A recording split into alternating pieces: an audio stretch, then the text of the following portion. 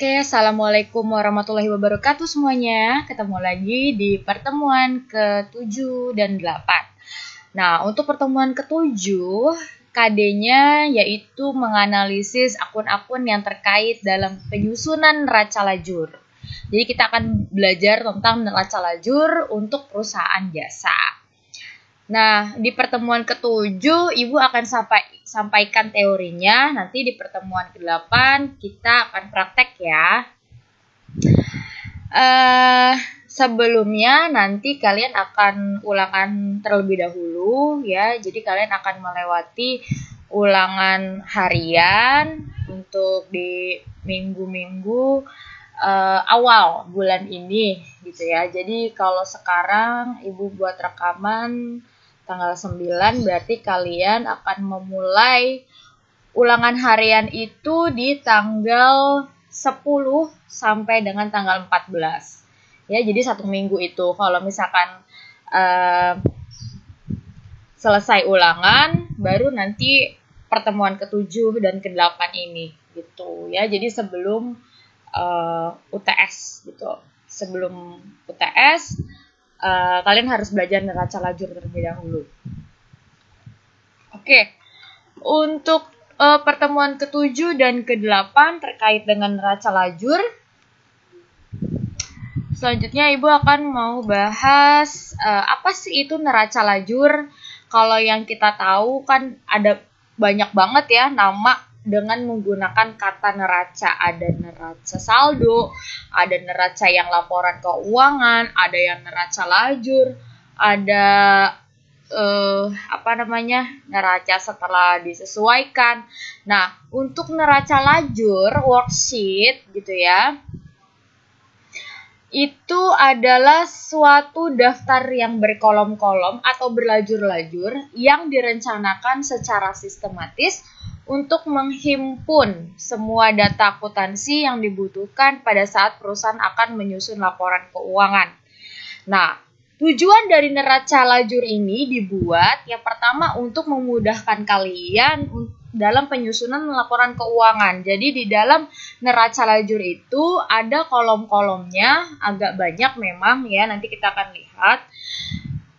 Dari kolom-kolom tersebut bisa langsung untuk menyusun laporan keuangan supaya laporan keuangan kamu juga bisa lebih mudah dilakukan gitu. Nah, yang B, menggolongkan dan meringkas informasi-informasi dari neraca lajur dan semua data. Yang C, memudahkan untuk menemukan kesalahan yang mungkin dilakukan dalam membuat jurnal penyesuaian. Jadi nanti kelihatan semua di neraca lajur. Kalau misalkan ada kesalahan satu gitu ya, di dalam neraca lajur otomatis nanti akan berlanjut sampai terakhir tuh. Nah, tapi di neraca lajur juga bisa kita mengkoreksi kesalahan kita sebelumnya. Apakah kita salah memasukkan angka pada jurnal penyesuaian, ataukah kita salah dimulai dari neraca saldonya memang udah salah. Nah, itu semua terlihat di neraca lajur karena bentuk neraca lajur itu ya tentunya banyak sekali kolomnya, mulai dari neraca saldonya, AJP-nya, kemudian neraca saldo disesuaikan, laporan yang neraca, dan laba rugi pun ada di dalam neraca lajur. Nah, langkah-langkah penyesuaian dalam neraca lajur, yang pertama, menyiapkan sarana yang diperlukan dalam penyusunan neraca lajur, seperti apa? Lembar kertas. Nah, neraca saldo yang seimbang dan data penyesuaian. Kita perlu yang namanya, kalau manual otomatis pakai kertas, ya kan? Nanti kalian UKK pastikan manual. Nanti ada disediain lembar kerja khusus untuk neraca lajur. Tapi kalau misalkan kalian di rumah, terus juga tugas dari guru, otomatis menggunakan Excel ya. Bisa dengan cara menggunakan Excel untuk lebih memudahkan kalian. Nanti Ibu akan kasih tahu juga contoh Excel-nya tuh kayak gimana. Untuk neraca saldo ya, neraca saldo kita butuhin juga, nanti akan masuk juga ke neraca lajur. Nah, ini dia nih.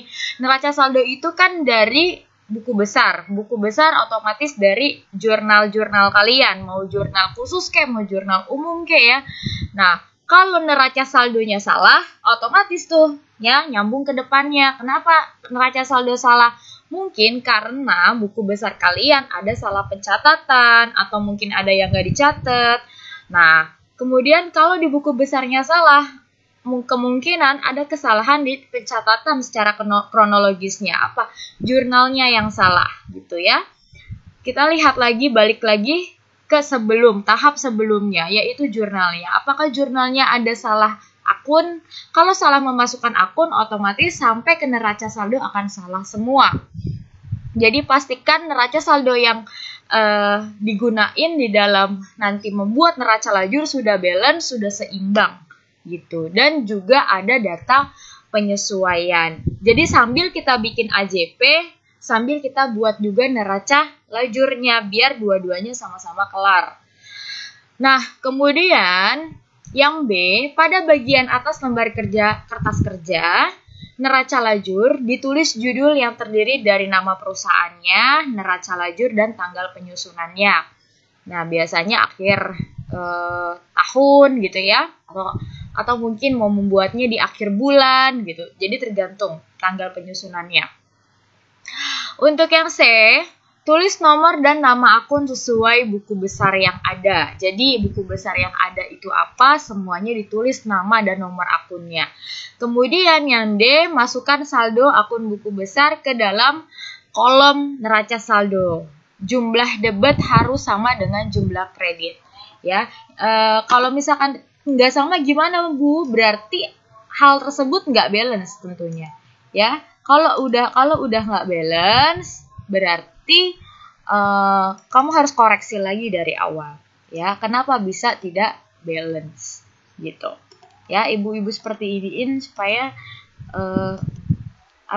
ininya lebih bagus ya.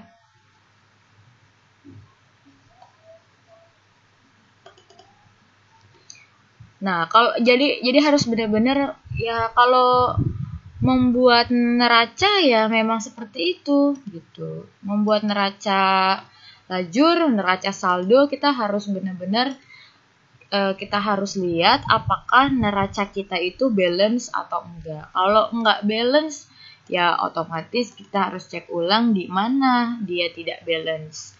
Kalau misalkan memang enggak balance, terus sudah dicek ulang, ternyata kita masih belum menemukan kesalahan, itu berarti harus teliti, ya, harus teliti dan juga sabar. Kenapa? Karena banyak orang yang mungkin saja ya terjadi kesalahan, tapi enggak semuanya tuh enggak ketahuan gitu loh, ya, merasa sudah betul semua, enggak betul semua. Tapi banyak tuh siswa-siswa seperti itu terkadang ya, jadi udah ngerasa betul semua, tapi ternyata banyak salahnya, memasukkannya terlalu terburu-buru sehingga jadi salah gitu ya. Jadi meminimalisir kesalahan dengan cara membuat neraca lajur ini.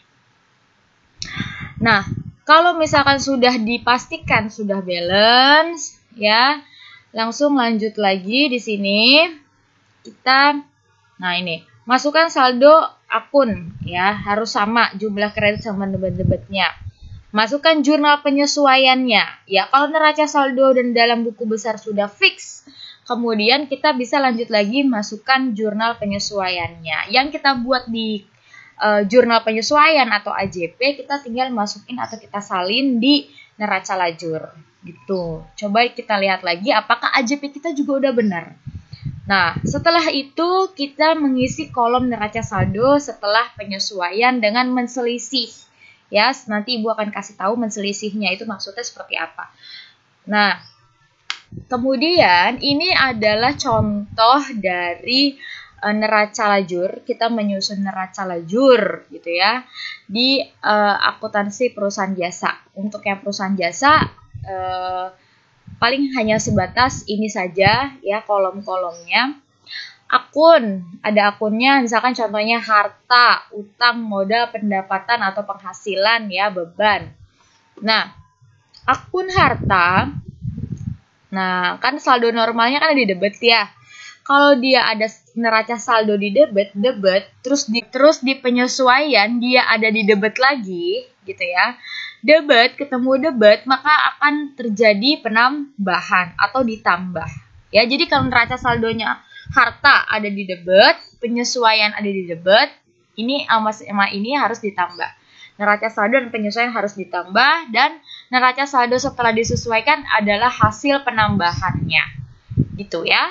Nah, kalau akun harta masuk ke neraca gitu. Oke. Kemudian untuk yang utang, neraca saldonya ada di kredit. Ya, kalau di penyesuaiannya dia juga di kredit, berarti dia ditambah. Tapi kalau di penyesuaian dia di debit, berarti dia harus dikurang atau selisih. Gitu ya. Nah, tergantung tempatnya di mana jadinya. Ya, apakah dia di debit atau di kredit di penyesuaian. Setelah itu, hasil penambahan atau selisihnya silakan masuk ke dalam sini. Neraca saldo setelah penyesuaian. Nah, untuk utang nanti dimasukkan ke neraca. Modal juga demikian. Modal di kredit ya, kalau ada penyesuaian ya, kalau dia misalkan ada di debit, berarti dia harus dikurangin. Ya, kalau dia di kredit berarti harus ditambah. Gitu. Ya, modal nanti masuk lagi ke neraca. Jadi harta, utang, modal, neraca. Penghasilan dan beban masuk ke laba rugi ya. Nah, untuk penghasilan saldo normalnya di mana? Di kredit misalkan ya. Di penyesuaian adanya di debit, berarti dikurangin atau diselisih. Hasil selisihnya taruh di neraca saldo setelah penyesuaian. Begitu juga dengan beban. Neraca saldonya misalkan dia di debit, penyesuaiannya bisa di debit, bisa di kredit kan. Nah, kalau dia adanya di kredit, berarti dia dikurang gitu ya. Kalau dia ada di debit, berarti dia ditambah. Nanti kamu masukkan ke dalam laba rugi gitu. Nah, setelah kamu sudah melihat bahwa dan sudah memasukkan satu sama lain, semuanya ini ke bawah harus ditambahkan. Ini sama ini, debit sama kredit yang ada di neraca saldo, jumlahnya harus balance. Artinya apa? Debit sama kredit, neraca saldo harus sama. Penyesuaian harus sama. Ya, penyesuaian debit dengan penyesuaian kredit harus sama atau balance. Neraca saldo setelah penyesuaian yang ada di debit dengan neraca saldo setelah penyesuaian yang ada di kredit, jumlahnya juga harus sama.